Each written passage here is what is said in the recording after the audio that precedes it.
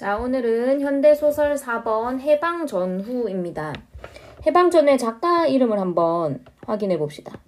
네, 이태준 작가입니다. 어디서 많이 본 적이 있는 작가일 거예요. 우리 중학교 때, 또 고등학교 1, 2학년 때 이 이태준 작가의 복덕방이라든지 돌다리, 황수건이라는 사람이 나오는 달밤, 뭐 이런 여러 가지 소설들을 한번 읽어본 적이 있을 겁니다. 자, 이 이태준 작가는 1930년대의 모더니즘 작가로 유명한 사람인데 아주 기교가 뛰어나고 구성이 짜임새가 있어서 별명이 근대 단편 소설의 완성자입니다. 그래서 이 뜻을 같이 하는 사람들끼리 모여서 구인회라는 문학 친목 단체를 만들어서 활동하기도 했는데 거기서 이태준이 좀 이렇게 팀장, 좌장이라고 하죠. 약간 그런 조장 같은 역할을 맡아서 활동을 하기도 했습니다. 이 단체에는 뭐 여러분 잘 알고 있는 정지용이나 박태원, 뭐 김유정 이런 사람들도 가입을 했던 문학 단체입니다. 자, 이 이태준이 보여주던 소설의 특징은 굉장히 따뜻하고 뭔가 서정적이고 이런 느낌을 주는 작품들이었어, 처음에는. 그래서 1930년대 모더니즘 작가로서 또 순수 문학을 하는 순수 문학자로서 활동을 할 당시에 이 이태준 작품의 특징은 이 인간에 대한 다양한 해석 또는 서정적인 배경 분위기 묘사 같은 이런 것들이 특징이었습니다. 자, 그런데 이 우리가 오늘 공부할 해방 전후라는 작품은 조금 앞에서 보여줬던 이 이태준의 성격과는 다른 모습을 보입니다. 앞에서 인간에 대한 관심, 인간에 대한 마음, 해석, 서정적인 분위기 이런 걸로 어떤 기교와 구성을 보여주던 예술성에 집중을 하던 이 순수 문학자로서의 이태준 작가였다면 이 해방 전후에서는 자기의 정치적인 선택, 자기의 사상의 변화를 보여주게 됩니다. 그래서 순수 문학자로서 활동하던 이태준이 이 관념적인 사회주의자로서 변모하게 된 그 계기, 그 과정을 담고 있는 작품이 해방 전후라는 작품입니다. 한번 자세히 살펴볼 텐데 우리가 항상 하던 것처럼 이 문제의 보기에서 힌트를 먼저 얻어가겠습니다. 4번의 보기입니다. 해방 이후의 자전적 소설들은, 자, 자전적 소설이라는 거는 작가의 삶이 들어있다라는 뜻이야. 자기의 이야기를 소설을 통해서 하는 겁니다. 해방 이후의 자전적 소설들은 일제강점기 현실을 제시함으로써 민족은 있으나 국가는 존재하지 않던 상황, 감시와 강요가 심해지던 시기에 작가들이 겪은 불안과 고민, 의식주와 같은 현실적인 생활의 곤란함 등을 형상화하였다. 한 작가의 수기라는 부제가 붙어있는, 자, 우리 해방 전후라는 제목의 부제목이 한 작가의 수기입니다. 근데 아까 첫 번째 줄에서 자전적 소설이라는 말이 나왔기 때문에 요 한 작가가 누구겠다? 그렇지, 이태준 자신의 이야기겠다. 1946년에 발표, 정말로 해방 직후에 발표가 됐다, 그죠? 자전적 소설로서 주인공인 작가 현을 통해, 자, 주인공 이름이 현이고 작가인데 이 현, 결국은 이태준 자신의 모습이겠구나, 이렇게 연결이 됩니다. 일제의 탄압이 최고조에 달한 때의 작가로서의 고뇌와 해방을 전후하여 나타나는 인물의 의식 변모 양상을 보여준다. 아까 선생님이 이 보기를 살펴보기 전에 배경 지식으로 설명해줬던 내용에도 있었죠.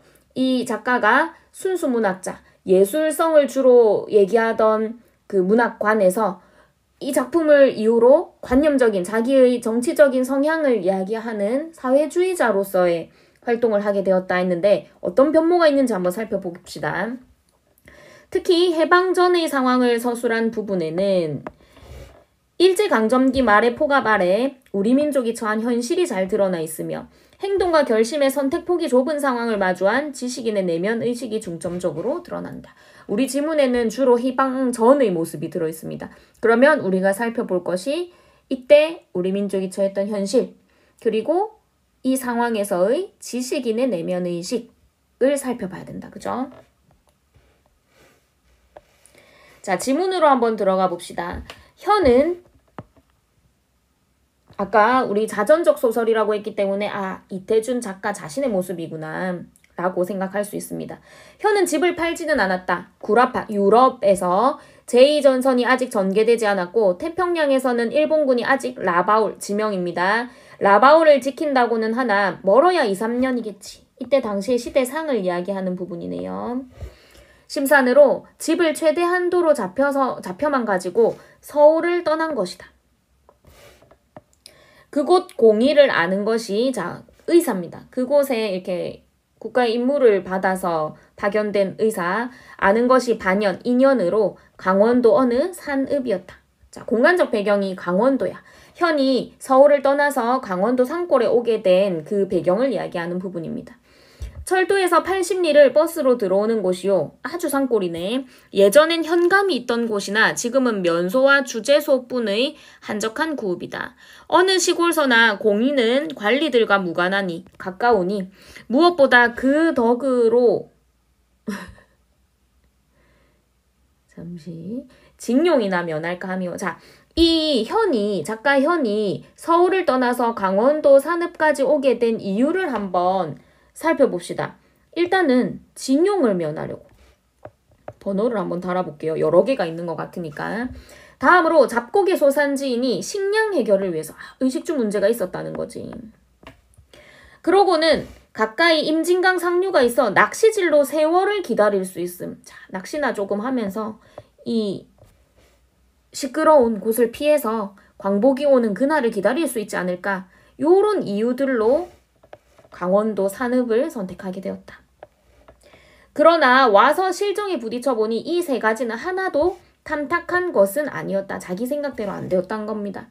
면사무소엔 상장이 10여 개나 걸려있는 모범 면장으로 나라에서는 상을 타나 백성에겐 그만치 원망을 사는.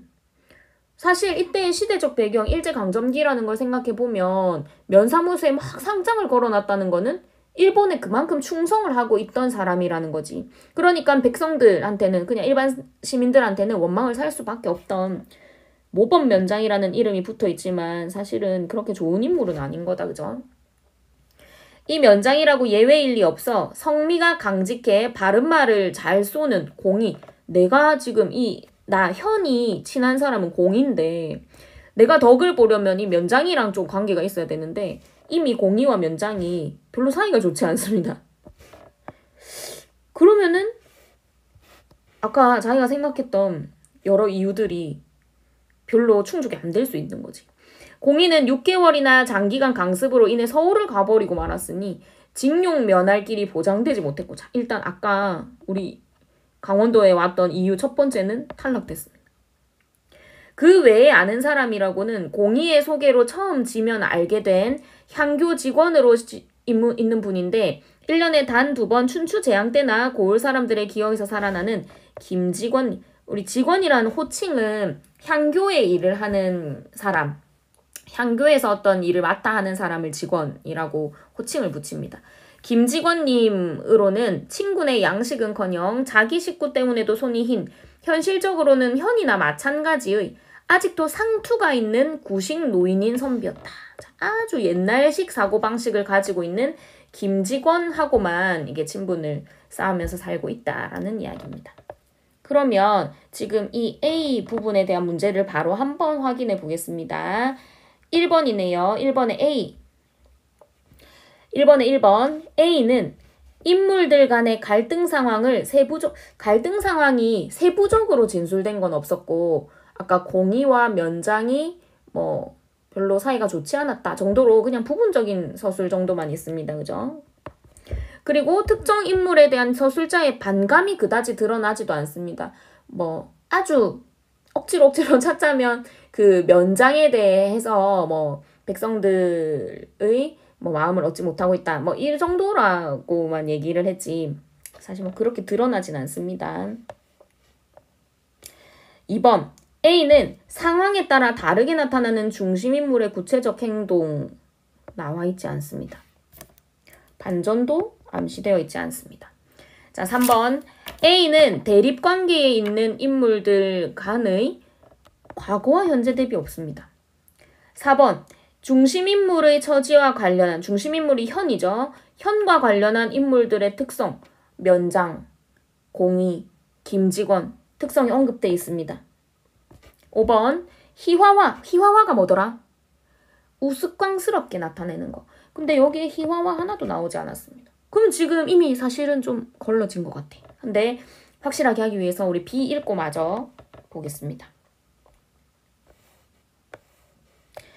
낚시터도 처음 와볼 때는 지척 가까운 것 같더니 자주 다니기엔 거의 10리나 되는 고달픈 길일 뿐 아니라 하필 주재소 앞을 지금 그 일본의 감시를 피해서 산골까지 왔는데 여기 와서도 낚시를 하려면 주재소 앞을 지나야 되는 거야. 그럼 아까 저 봐봐. 징용 면하는 것도 안 되고 식량 해결도 사실은 뭐 그렇게 쉽지도 않고 낚시질도 자기 마음 편하게 할 수 없는 상황인 겁니다. 나가게 되었고 부장님이나 순사나리의 눈을 피하려면 길도 없는 산등성이 하나를 넘어야 되는데 우리 보통 하루는 이러면 어떤 사건이 나옵니다. 우평국 모퉁이에서 넌지시 살펴보니 가네무라라는 조선 순사가 눈에 띄었다. 현은 낚시 도구부터 질겁을 해 뒤로 감추며 한 걸음 물러서 바라보니 촌 사람들이 무슨 나무 껍질 벗겨온 것을 면석이들과 함께 점검하는 모양이다. 낚시 도구를 감춘다는 거는 사실 낚시를 당당하게 할 수 있는 상황은 아니라는 거지. 우통은 속옷바람이나 다리는 각반을 치고 칼을 차고 회초리를 들고 이 사람 저 사람에게 거드름을 부리고 있었다. 날래 끝날 것 같지 않아 현은 이번도 다시 돌아서 뒷산등을 넘기로 하였다. 길도 없는 가닥숲을 젖히며 비 뒤에 미끄러운 비탈을 한참이나 헤매어서 비로소 펑퍼짐한 중턱에 올라설 때다. 멀지 않은 시야에 곰처럼 시커먼 것이 아무도 없어야 되는데 우뚝 마주 서 있는 것이 순사부자야. 피해서 갔는데 또 마주친 거야. 현은 산짐승에게보다 더 놀라 들었던 두 손의 낚시 도구를 이번에는 벌썩 놓아버렸다. 깜짝 놀래서. 자, 여기 이런 인물의 정서를 얘기하는 부분은 미리 표시를 좀 해주세요. 자, 여기서 우리 기억 바로 한번 보겠습니다. 기억 동그라미. 이런 문제는 실시간으로 그때그때 문맥에 따라 해결을 하면 돼.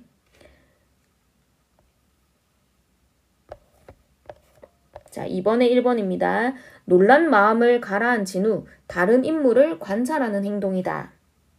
그러면 지금 우리가 확인할 게 이 사람의 정서가 놀란 마음이 있었는지 그 다음에 그 후에 행동이 맞는지를 보면 되는데 기억에서 자, 기억 앞부분을 한번 봅니다. 현은 낚시 도구부터 질겁을 해 뒤로 감추며 놀랐네.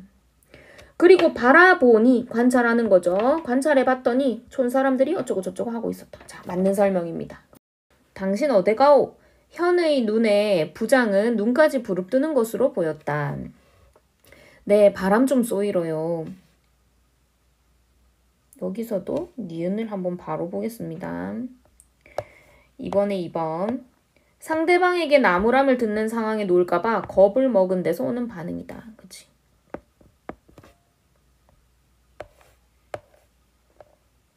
그래서 기억 동그라미, 니은 동그라미 이런 문제를 중간중간 그때그때 실시간으로 해결하면 뭔가 흐름이 끊기는 것 같겠지만 나중에 다 읽고 나서 기억, 니은을 다시 찾아서 읽는 것보다 훨씬 시간이 절약됩니다. 그래서 그 앞뒤 문맥을 좀 유심히 보고 그때그때 바로 해결하도록 합니다. 그제야 현은 대패밥 모자를 벗으며 인사를 하였으나 부장은 이미 딴 쪽을 바라보는 때였다. 부장이 바라보는 쪽에는 면장도 서있고 자세히 보니 남향하여 큰 정구 코트만치 정사각형으로 생기줄이 치어져 있는데 부장과 면장의 대화로 보아 신사 털을 잡는 눈치였다. 일제강점기잖아. 그러니까 자기들의 그 신사를 세우는 거야. 우리 땅에. 현은 말뚝처럼 우뚝 섰을 뿐 어찌해야 좋을지 몰랐다. 놓아버린 낚시 도구를 집어 올릴 용기도 없거니와 집어 올린 데자 새끼줄 지금 이렇게 줄을 쳐놨으니까 여기를 지나가려면 새끼줄을 여기서 한 번, 두 번 이렇게 넘어야 돼. 근데 이렇게 넘으면서 신사터를 지나갈 용기는 더욱 없었다. 나를 보는 것도 지금 겁이 나고 싫은데. 게다가 부장도 면장도 뭐라고 수근거리며 가끔 현을 돌아다 본다. 꽃이라도 있으면 한 가지 꺾거든요. 괜히 막 꽃 구경하는 척 이렇게 하겠는데 페랭이꽃 한 송이 눈에 띄지 않는다. 얼마 만에야 부장과 면장이 일시에 딴 쪽을 향하는 틈을 타서 수갑에 채웠던 것 같은 현의 손은 날쌔게 그 시국에 태만한 증거물을 자, 요 네모가 되어 있는 시국에 태만한 증거물 문맥으로 한번 생각해 보세요. 놓았던 걸 집어 들었어. 아까 뭘 놓았더라? 그렇지. 낚시 도구입니다. 놓아버렸던 이 낚시 도구. 근데 사실 이 낚시 도구가 낚시를 한다는 사실 자체가 지금 이 시국을 좀 피해서 내가 이 세월을 기다리기 위해서 낚시를 하게 된 거잖아. 그러면 내가 지금 이 돌아가는 현실에 조금 시선을 두지 않겠다 하는 그 태도를 보여주는 도구입니다. 그래서 시국에 태만한 증거물이라는 게 낚시 도구를 지칭하는 말이다. 여기까지 파악이 되어야 합니다. 집어들고 허둥지둥 그만 집으로 내려오고 만 것이다. 지금 해결할 수 있는 문제들 바로 확인해 보겠습니다. 일단 1번 문제, 아까 A로는 해결을 다 했었는데 B를 한번 살펴볼게. 자, 1번에 B는 인물 간의 갈등 상황을 세부적으로 진술하여 특정 인물에 대한, 이거 틀린 거, 역시나 틀린 거였다, 그죠? 1번 탈락. 2번도 원래 이미 A에서 나갔지만 B는 상황에 따라 다르게 나타나는 중심인물의 구체적, 이거 역시나 B도 아니다. 3번 B는 대립관계에 있는 인물들 간의 과거, 현재 대비 없었습니다. B에도. 4번 B는 중심인물의 행동과 내면 심리, 현이 그 면장과 마주했을 때, 순사 마주했을 때 행동, 거기서 어떤 심리를 느꼈는지 인물이 처한 상황을 중심으로 제시하고 있다. 이거 맞는 설명됩니다. 답은 4번. 5번 B는 인과적 서술을 통해 인물의 일관된 태도가 지닌 긍정적 측면 강조. 없었습니다. 인과적 서술은 뭐 어느 정도는 있죠. 이 일본인 순사를 만나서 마주해서 겁을 먹게 되었다. 뭐 인과로 볼 수 있지만 뭐 뒷부분은 아예 틀린 설명입니다. 그리고 시국에 태만한 증거물, 이게 낚시 도구라고 우리가 찾아냈었는데 적절하지 않은 것을 찾는 겁니다. 1번 현이 순사의 눈을 피하려는 것이나 순사부장을 보고 놀라는 것과 연관된다. 2번 현이 낚시터로 가던 길을 돌려 결국 집으로 돌아오게 되는 상황과 연관된다. 3번 현이 생각하기에 일정한 때를 기다리는 데 도움이 된다고 여기는 행위와 관련된다. 아까 이 강원도로 오게 된 원인에 나왔었다. 그죠? 4번 다른 사람들이 보기에 일본 제국의 흥망이 절박한 상황과는 어울리지 않는 것일 수도 있다. 그치?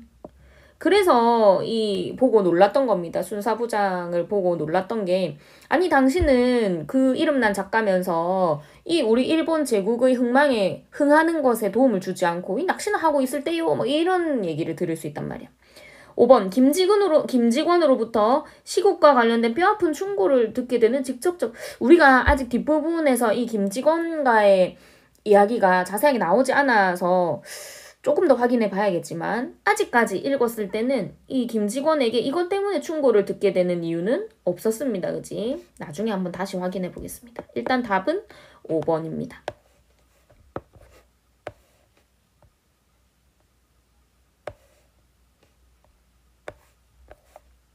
자, 다시 앞으로 넘어와서 아버지 왜 낚시질 안 가고 돌아오슈? 현은 아이들에게 대답할 말이 미처 생각나지도 않았거니와 그보다 먼저 현의 뒤를 따라온 듯한 이웃집 아이 한 녀석이 너희 아버지 부장한테 들켜서 돌아온단다 하는 것이었다. 자, 디귿도 바로 풀어버리겠습니다. 2번. 이번에 3번. 상대방과 동행하다 자신은 도중에 돌아온 것이 못마땅하다는 감정을 내포한다. 전혀 틀린 설명입니다. 답은 3번. 진짜 궁금해서 물어본 거지. 의아해서 아버지 낚시 갔다가 왜 그냥 오세요? 이렇게 의아함입니다. 의아함.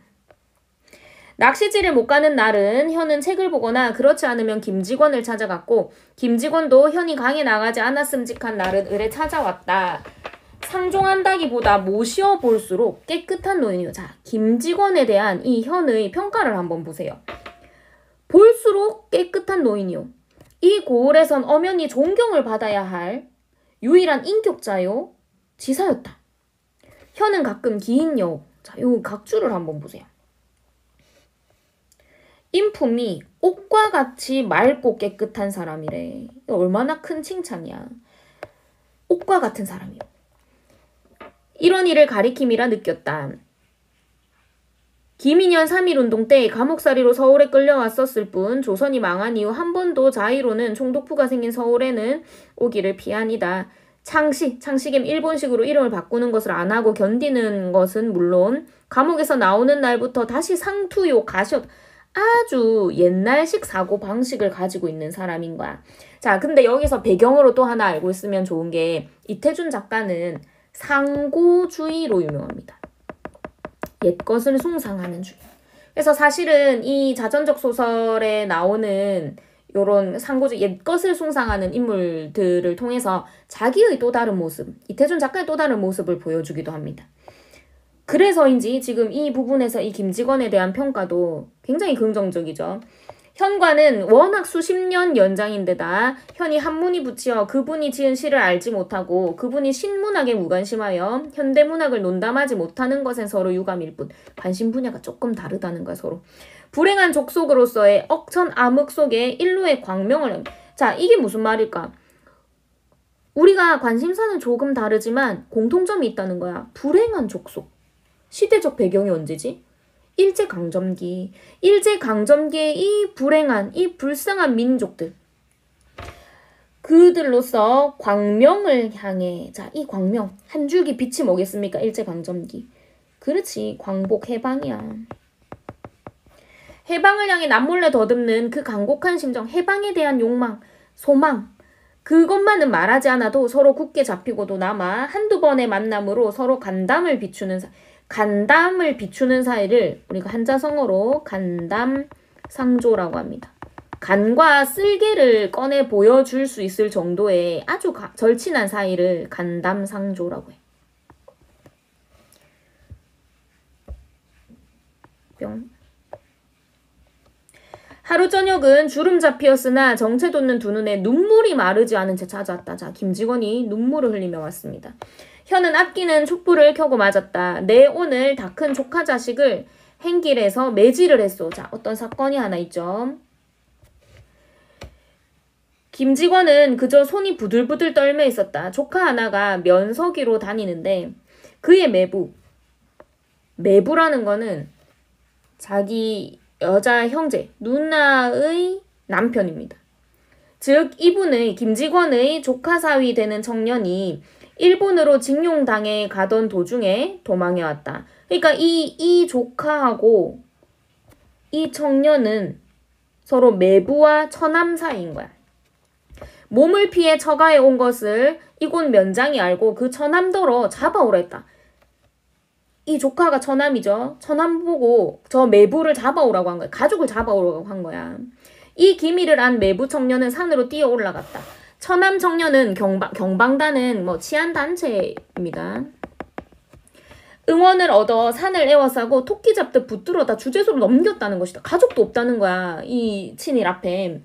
강박한 처남이로군. 현도 탄식하였다. 잡아오지 못하면 네가 대신 가야 한다고 다짐을 받았답디다만 대신 가기로서 제 집으로 피해온 명색이 매부 녀석을 경방단들을 끌고 올라가 돌팔매질을 하면서 가장 붙들어다 함정에 넣어야 올소. 지금 젊은 놈들은 쓸개가 없습니다. 그러니 지금 세상에 부모기론이 그걸 어떻게 공공연히 책망하십니까? 분에 견딜 수가 있어. 자, 지금 이 김직원의 감정은 분한 겁니다. 분한 거. 면소소 나오는 놈을 노상 길이면 어떻소. 잠자코 한참 대설 때 담뱃대가 끊어져 나가도록 패주었지요. 맞는 제 놈도 까닭을 알게고 보는 사람들도 아는 놈은 알았겠지만 알면 대수, 아는 게 대수요. 네, 일단 너무 화가 나서 참을 수 없었다. 이런 이야기를 하는 거야. 자, 여기까지 봐놓고 우리 리을 미음 마저 완성을 하고 옵시다. 자, 이번에 4번. 가까이에서 볼수록 상대방에게 느끼게 되는 호감과 긍정적 평가가 커짐을 보여준다. 상대방의 행동이 정도가 지나친 것일 수 있겠다는 생각을 들어요. 전부 맞는 표현입니다. 그러면 2번에 3번이 확실하게 답인 거 확인됐습니다.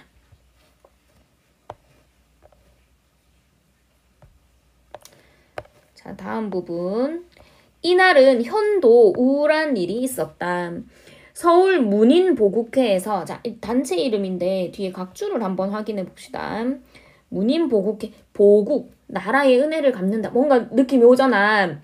1943년에 결성된 역시나 친일문학단체입니다. 친일문학단체. 자, 서울의 문인보국회에서 문인궐기대회가 있으니 올라오라는 정보가 온 것이다. 그럼 이제 여기 가면 친일문학단체니까 우리 일본을 위해서 글을 씁시다. 우리 일본 만세 뭐 이런 행사를 하는 거야. 현에게는 엽서 한 장이 와도 먼저 알고 있는 이 현은 영향력이 있는 작가인 거야. 실제로 이태준도 굉장히 영향력이고 아까 우리 별명이 근대 단편 소설의 완성자였습니다. 그래서 그 작품성으로도 굉장히 유명하고 또 여러 신인 작가들을 등단을 시키기도 한 여러분 알고 있는 그 이상 작가에게 시를 한번 써보라 이렇게 권하고 신문에 직접 실어주기도 한 그런 사람이야. 그러니까 주변에서도 그 일본에서도 굉장히 주시하고 있는 아까 감시가 심하다 그랬잖아. 요 시찰 인물인 겁니다. 현에게는 엽서 한 장이 와도 먼저 알고 있는 주재소에서 장문 전보가 온 것을 모를 리 없고 일본 제국의 흥망이 절박한 이때 문인들의 궐기대회에 밤낮 낚시질만 다니는 이자가 이 현이 응하느냐 안 응하느냐는 주재소뿐 아니라 일본인이요 방공감시처장인 우평국장까지도 흥미를 가진 듯 모두에 이제 관심사인 거야. 현의 딸아이가 저녁 때 편지를 붙이러 갔더니 너희 아버지 내일 서울 가느냐 묻더라는 거죠. 초미의 관심사입니다. 김직원은 처음에는 현더러 문인궐기대에 가지 말라 하였다. 가지 말라는 말을 들으니 현은 가지 않기가 도리어 겁이 났다. 왜냐? 김직원은 정말 올곧은 선비잖아. 그럼 이 사람이 가지 마라고 하면 역시나 이 일본이 더 주의하는, 더 주요하게 보고 있는 주제겠다. 이런 생각이 드는 거야. 안 가면 진짜 큰일 나겠다. 이런 생각이 드는 거야. 그랬는데 다음날, 두 번째 그 다음날, 세 번째의 좌우간 답전을 하라는 독촉 전보를 받았다. 이것을 안 김직원은 그날 일찍이 현을 찾아왔다. 우리 따위 노혼한 것, 늙은 것들이야. 새 세상을 만난들. 광복이 된, 해방된 우리나라지. 무슨 소용이리까만 현공 같은 젊은이는 어떡하든 부지했다가 그의 한몫을 맡아주시오. 그러자면 웬만한 일이건 과히 너무 뻗대지 말자. 우리 해방까지 가려면. 해방까지 빛을 보려면은 우리 너무 뻗대지는 말자. 징용입니다. 징용만 면할 도리를 해요. 어디 잡혀가서 괜히 해방 못 보고 그러지 말고 뭐 어지간한 일 정도는 그냥 해보자. 생각을 바꾼 거야. 그지? 그리고 이날은 가네무라 순사가 나타나서 이틀밖에 안 남았는데 언제 떠나느냐. 떠나면 여행 증명을 해가지고 가야 하지 않느냐. 만일 안 떠나면 참석 안 하는 이유는 뭐냐. 나중에는 서울 가면 자기 회중식의 수선을 좀 부탁하겠다 하고 갔다. 현은 역시 살고 싶다. 너무 답답한 거야. 자기의 뜻대로 자기의 선택대로 살 수가 없는 거야. 또 한 번 비명을 하고 하루를 앞두고 가네무라 순사의 수선할 시기를 맡아가지고 구준비 뿌리는 날 결국 서울로 올라간 것이다. 자, 여기까지가 우리 교과서에 실려 있는 내용입니다. 문제를 일단 확인을 해 볼게요. 우리 아까 1번 확인됐고 2번에서도 3번 답 찾았고 3번도 5번 답을 찾았고 다시 끝까지 읽어보더라도 뭐 이 낚시를 하는 거에 대해서 충고를 한 적은 없었다. 그죠? 자, 4번을 한번 해결해 보겠습니다. 적절하지 않은 것을 찾는 문제네. 1번. 현이 강원도 어느 산읍을 거주지로 선택한 이유 중 하나가 식량 해결이라는 점은 의식주와 같은 현실적인 생활의 곤란함을 나름대로 해결하고자 하는 모습을 보여주는 것이겠군. 그렇지. 식량 해결이 그 이유 중에 하나가 있었고 이 보기에서도 의식주와 같은 현실적인 생활의 곤란함이라는 말이 나와 있다. 그죠? 그래서 1번은 맞는 말. 2번. 김직원과 현이 불행한 족속으로서 간곡한 심정을 공통적으로 갖게 되었다는 것은 뭐였지? 해방에 대한 소망이었어. 민족은 있으나 국가는 존재하지 않았던 상황. 여기서 말하는 일제강점기의 현실이었다. 인물들의 심정을 표현한 것이겠군. 맞죠? 3번. 김직원이 조카 자식을 행길, 지나가는 길에서 매질을 한 것은 살아남기 위해서는 후회할 행동이라도 할 수밖에 없었던? 이 후회를 했나? 후회 하나도 안 했어요. 후회 안 하고 오히려 계속 분해하고 분노하고 있었습니다. 답은 3번입니다. 4번. 현이 문인궐기 대회에 참석하는 것을 두고 가네무라 순사가 찾아와 여러 질문을 하는 것은 피지배인들에 대한 감시가 강화되고 요구사항에 대한 압박이 거세어진 일제강점기 말의 상황. 아까 이 보기에서도 어디 있었어? 감시와 강요가 심해지던 시기라는 말도 나와 있었어. 맞고. 5번. 김직원의 말을 듣고 결국 문인궐기 대회에 참석하게 된 현이 살고 싶다와 같은 비명을 하며 괴로워하는 것은 행동과 결심의 선택폭이 좁은 상황을 맞닥뜨린 지식인의 내면. 아까 이 보기의 마지막 부분에 나왔던 현이라고 제시되어 있는 사실은 이 이태준 작가의 모습이죠. 이 지식인의 내면을 표현하는 것이겠군도 맞는 설명이 됩니다. 그러면 문제는 다 해결되었습니다. 자, 우리가 지문도 살펴보고 문제도 다 풀어봤는데 선생님이 항상 공부하고 나서 답지를 확인하라고 했습니다. 그리고 전체 줄거리를 이해하고 있으면 다음에 혹시 다른 부분이 연계가 돼서 나오더라도 당황하지 않을 수 있기 때문에 꼭 확인을 합니다. 자, 전체 줄거리를 한번 같이 살펴보겠습니다. 페이지는 393쪽입니다. 해설지. 일제강점기 시국에 대해 소극적이던 현은 적극적으로 나서서 활동을 하지는 않았습니다. 그래서 산골로 들어와 살게 된 거지. 시국의 혼란을 피해 강원도 시골에서 생활하던 중 김직원을 만나 교우하게 된다. 까지가 우리 지문의 내용이야. 해방 전후 중에서 해방 전을 주로 다루고 있죠. 이후 서울 친구의 전보를 받고 상경하던 현은 일제의 패망과 조선의 독립 소식을 듣는다. 자, 해방이 되었습니다. 8월 15일. 자, 그리고 이틀 뒤 서울에 도착한 그는 조선문화건설중앙협의회를 찾고, 어떤 단체 이름이야.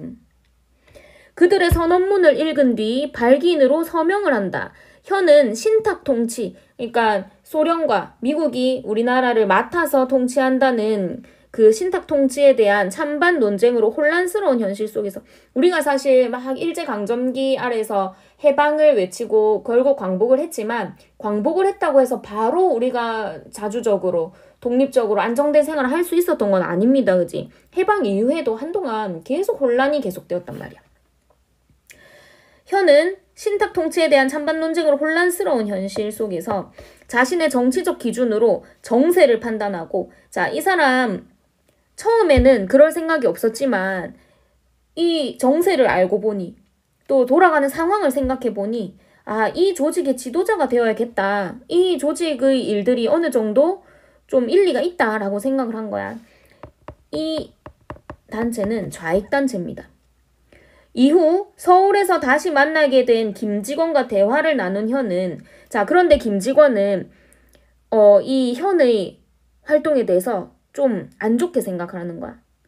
왜 좌익 활동을 하느냐, 이렇게 계속 이야기를 하면서 왜 신탁 통치에 찬성을 하느냐, 이게 이해하지 못하는 겁니다. 근데 이 둘은 분명히 이 해방 전에는 그 간담을 나눌 정도, 간담을 보여줄 수 있을 정도의 우정을 과시했던 사람이란 말이야. 그래서 이 해방 전과 해방 후에 이 김직원과의 관계도 좀 달라집니다. 아까 선생님이 그 지문 보면서 잠시 이야기를 했긴 한데 우리가 이거를 해방 전과 해방 후로 이 둘의 관계를 한번 정리해 봅시다. 자, 이 해방 전에는 둘 다 독립에 대한 어떤 소망이 있는 유사한 생각을 가지고 있는, 그리고 선생님이 아까 지나가는 말로 잠깐 했던 그 김직원은 상고주의, 옛것을 숭상하는 사람이었어. 아직도 상투를 틀고 있는 이런 거에서도 알 수 있죠. 근데 이 김직원을 좋게 긍정적으로 평가를 했었단 말이야. 우리가 이태준 작가가 순수 문학자였을 때 상고주의 그리고 그 예술성을 강조하던 그때의 이 이태준 모습과 조금 닮아 있는 것 같습니다. 그런데 이 작품 안에서 해방하고 난 뒤에는 이 현의 생각, 그러니까 결국은 이태준의 생각, 사상이 바뀝니다. 급격하게. 그래서 사실은 이 김직원과의 단절이라는 거는 과거의 자신의 모습과 결별하는 것과 같은 맥락으로 볼 수 있어. 그래서 이 해방 전후라는 작품이 한 작가의 숙이라는 그 부제에서 보여줬던 것처럼 이 이태준 작가가 관념적인 사회주의자로서 활동하기 시작하는 그 변모의 과정을 보여주는 대표적인 작품입니다. 뒷부분도 마저 읽어볼게. 자, 이 현은 김직원과 자신이 이념적으로 서로 화해할 수 없는 사임을 확인하게 된다. 이렇게 작품이 끝납니다. 그래서 여러분이 작품을 읽어보면 막 사실은 막 갈등 관계가 있고 막 흥미롭지는 않습니다. 좀 읽는데 약간 좀 힘들 수도 있지만 일단은 선생님이 전문을 공유하겠습니다. 그러면 그걸 한번 시간 날 때 쭉 읽어보는 것도 이해에 도움이 될 것 같고 위에 있는 해제도 각자 한 번씩 읽어보도록 합니다. 자, 그러면 여기까지 해서 현대소설 4번 해방 전후 해설 마치겠습니다. 수고했습니다. 파이팅 파이팅!